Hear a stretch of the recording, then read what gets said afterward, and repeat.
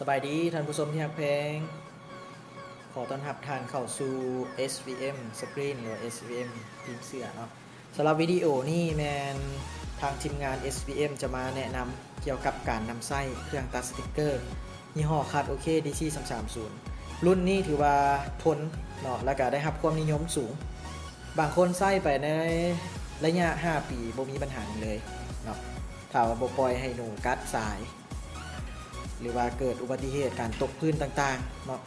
ของบางท่านตกพื้นไปฝา cover ฮักแตกยังสามารถตัดได้ปกติตัดตัวหนังสือคมสัตว์แบบเก่าในนี้เขาจะมาอธิบายให้กับท่านผู้ชม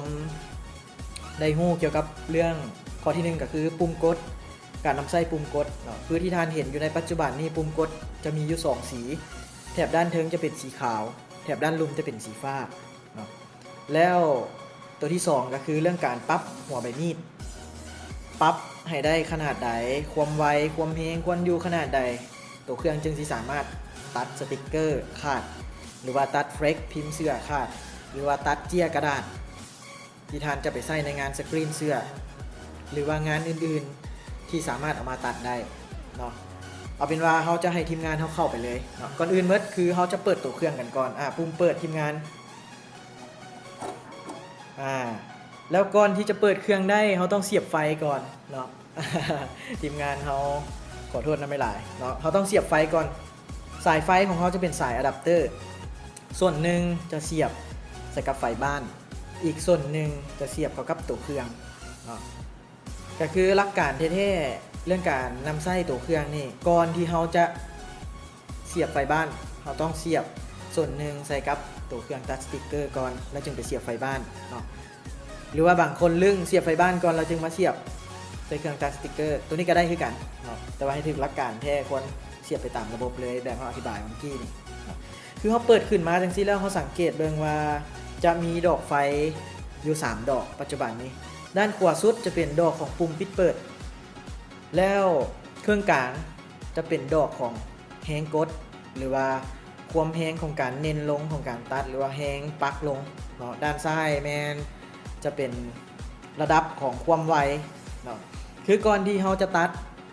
เขาต้องมีการปรับก่อนก็คือปรับความไวให้อยู่ในระดับที่เหมาะสมเนาะถ้าว่าท่านได้มีคู่มือเบิ่งคู่มือเลยคู่มือเขาจะอธิบายว่าควรอยู่ในระดับใดเนาะต่อมาตอนที่ว่าเขาเปิดนี่คำสั่งของเขาจะเป็นคำสั่งของสีขาวเนาะท่านผู้ชมลองเบิ่งทีมงานเขาชี้ให้เบิ่งเลยสีขาวมีปุ่มใดแดปุ่มเนาะปุ่มทมิตก็คือเป็นปุ่ม V ลบหมายถึงพรความไวทีมงานชี้ให้ท่านผู้ชมเบิ่งเลยพรความไว V บวกแมนเพิ่มความไวเนาะเขาบ่ต้องไปสังเกตตัวสีฟ้าเด้อเนาะเขาจะเบิ่งตัวสีขาวต่อมา F ลบF ลบจะเป็นการพรแฮงกด F บวกก็เป็นการเพิ่มแฮงกด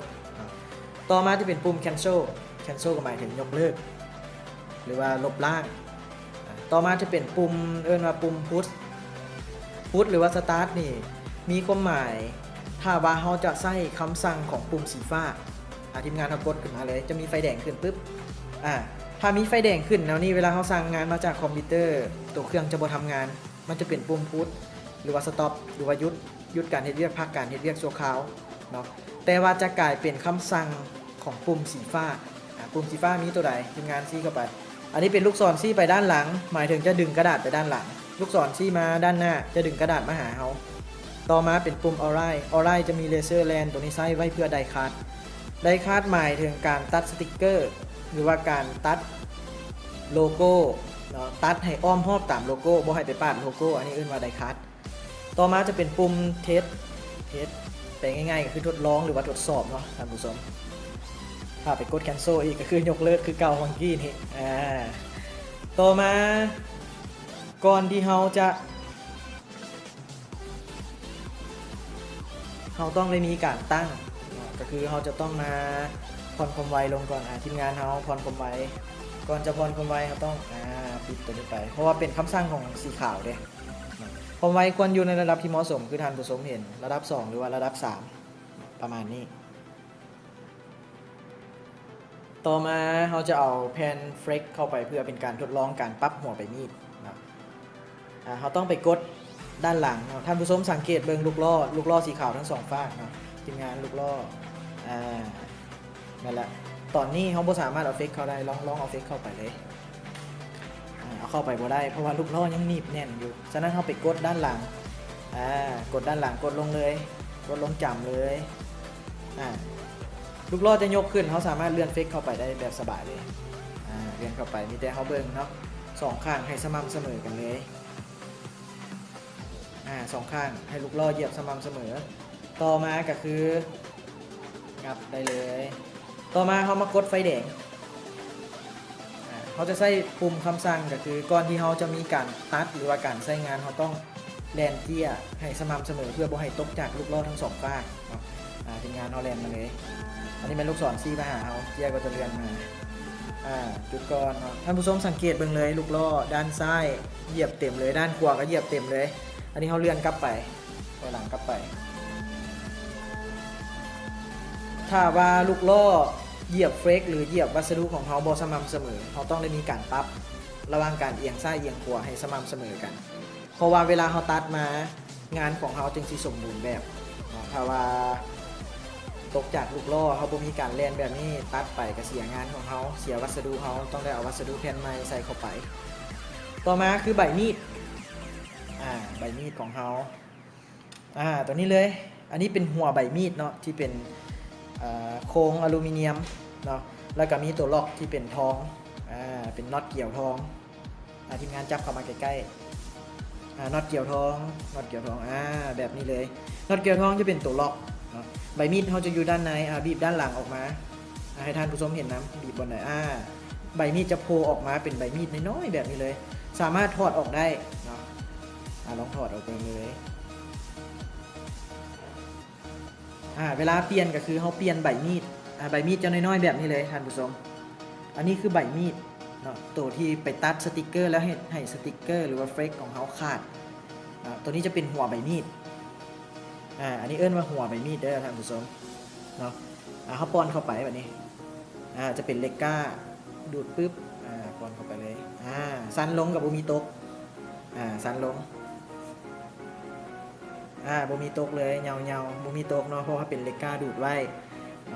ตอนนี้ใบมีดของเขายังบ่ฮู้ที่ว่าสิตัดสติกเกอร์หรือว่าตัดเฟกของเขาขาดบ่ฉะนั้นเขาต้องได้มีการปรับก็คือการหมุนแบบหมุนลิปสติกเนาะ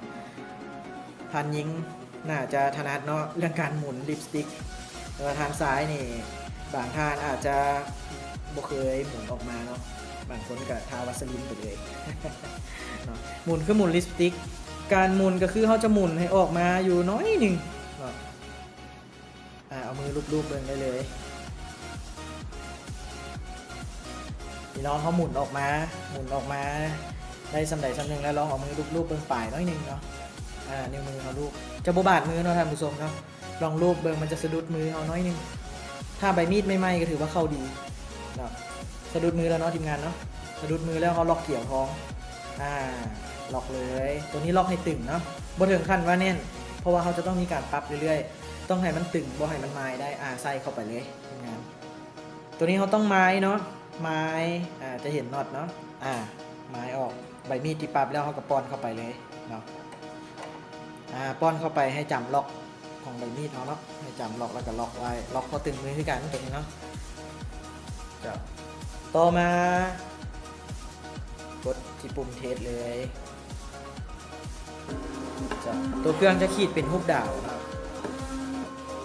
หลังจากขีดแล้วก็คือกดไฟแดงขึ้นแล้วก็กดให้ลูกเรือนออกมาเดี๋ยวทีมงานย้ายหัวบิ๊กเขาก่อนนะหัวบิ๊กอยู่ด้านลุมย้ายออกไปก่อนนะเดี๋ยวหัวบิ๊กเขาจะมาอธิบายเป็นขั้นตอนต่อไปต่อมาเขาจะเอาคัตเตอร์เอามาจิ้มลงเดิน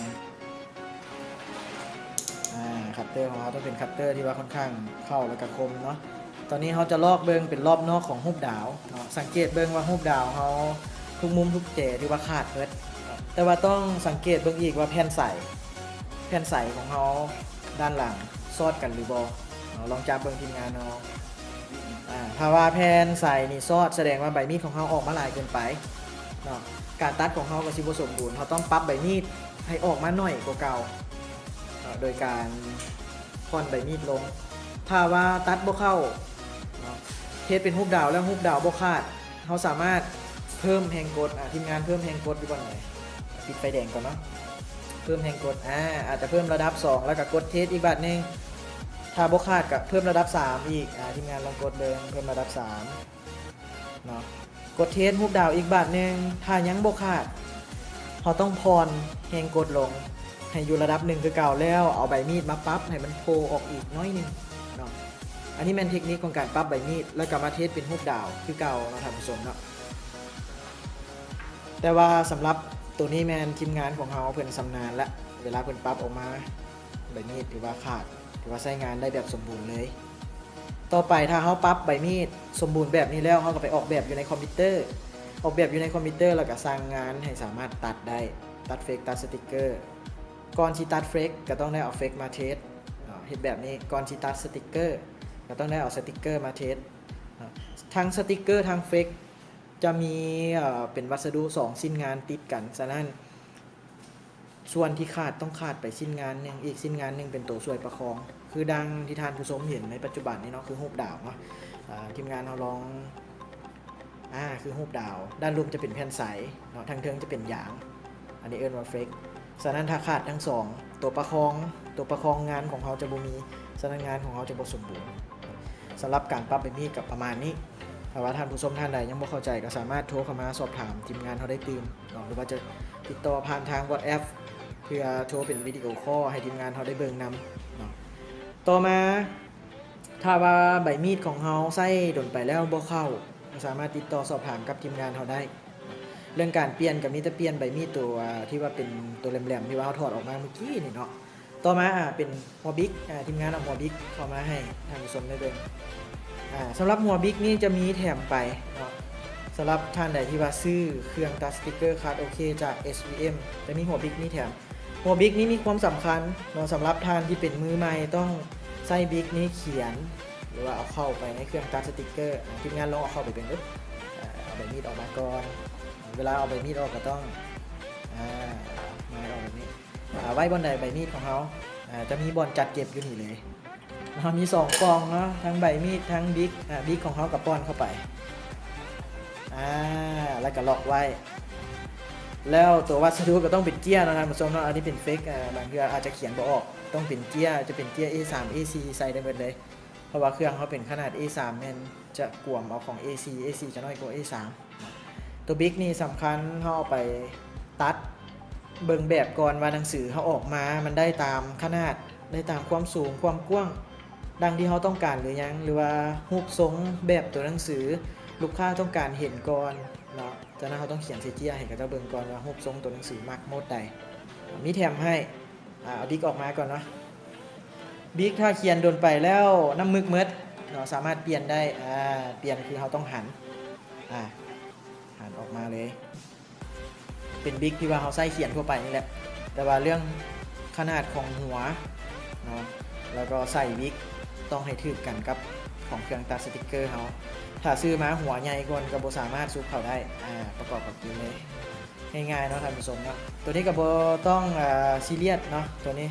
จะเป็นตัวใช้งานแบบสะดวกสบายเลยหันเข้าไปเลยทีมงานเขาหันเข้าไปให้จำเก็บรักษาไว้ให้ดีเนาะสำหรับหัวบิ๊กแล้วก็ใบมีดหัวมีแถมมานำโรงงานถ้าของท่านใดเสียก็สามารถสั่งซื้อกับ HVM เขาได้มีจำหน่ายให้ตื่นแต่ว่าบ่จำเป็นก็บ่ต้องให้เสียเนาะลูกหลานก็บ่ให้เอาไปริมบัดนี้เกี่ยวกับตัวเครื่องก่อนที่จะมอดเครื่องเนาะถ้าว่าเขาใช้งานสำเร็จเป็นที่เรียบร้อยแล้วก่อนที่เขาจะมอดเครื่องก็คือต้องเอาออกเม็ดทีมงานเขาเอาตัวใดออกแดแผ่นเฟกก็ต้องเอาออกเนาะขาล็อกก็ต้องดึงขึ้นคือเก่าเนาะบ่ซั่นสปริงที่ว่าจองไว้สปริงอาจจะลาได้สปริงลาหรือว่าเอิ้นว่าสปริงยานการหนีบของเขาก็สิบ่แฮงต่อมาถ้าว่ามีหัวบิ๊กหรือว่าหัวใบมีดก็แม่นให้เอาออกก่อนเนาะบริเวณไหนทีมงานเนาะหัวบิ๊กเขาเอาออกเรียบร้อยแล้วเนาะเขาเอาออกแล้วเขาก็สามารถกดมอดเครื่องได้เลยกดเลยเนาะเวลากดมอดเครื่องตัวเครื่องจะปล่อยหัวลงแบบนี้เนาะฉะนั้นแล้วถ้าว่ามีหัวใบมีดอยู่หัวใบมีดอาจจะไปกระทบกับเหล็กด้านลุ่มได้เหล็กด้านลุ่มอาจจะเฮ็ดให้หัวใบมีดเขาเกลือทำอิฐก็อาจจะบ่ปู้เนาะ หลายๆเทื่อไปกับปูเราก็ต้องเปลี่ยนหัวไว้มีดใหม่ถ้าผู้ใดรักษาได้ก็ถือว่าใช้ได้กุ้มดนเนาะสำหรับตัวเครื่องถ้าว่าบ้านของท่านผู้ชมท่านไหนที่ว่ามีสัตว์น้อยเนาะเป็นประเภทหนูเขาบ่ได้เลี้ยงดอกมีเนาะอยู่ตามบ้านตามซองส่วนใหญ่แล้วจะเข้าไปกัดสายไฟถ้าเป็นไปได้ถ้าว่าเขาบ่มีการใช้งานโดยนั้นเขาต้องเอาเข้าใส่ในกล่องหรือว่าในกั๊บไว้ในกั๊บอย่างก็ได้เนาะหลังจากที่ว่าเขาใส่แล้วบัดเขาสิมาใส่เขาสามารถเอาขึ้นมาหน้าโต๊ะได้คืนถ้าเขาใส่งานทุกมื้อก็บ่เป็นหยังเนาะเก็บไว้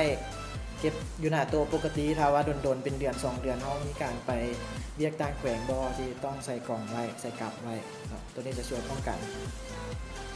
สำหรับการอธิบายเรื่องการนำไส้เครื่องตัดสติกเกอร์คัดโอเค DC 330เนาะ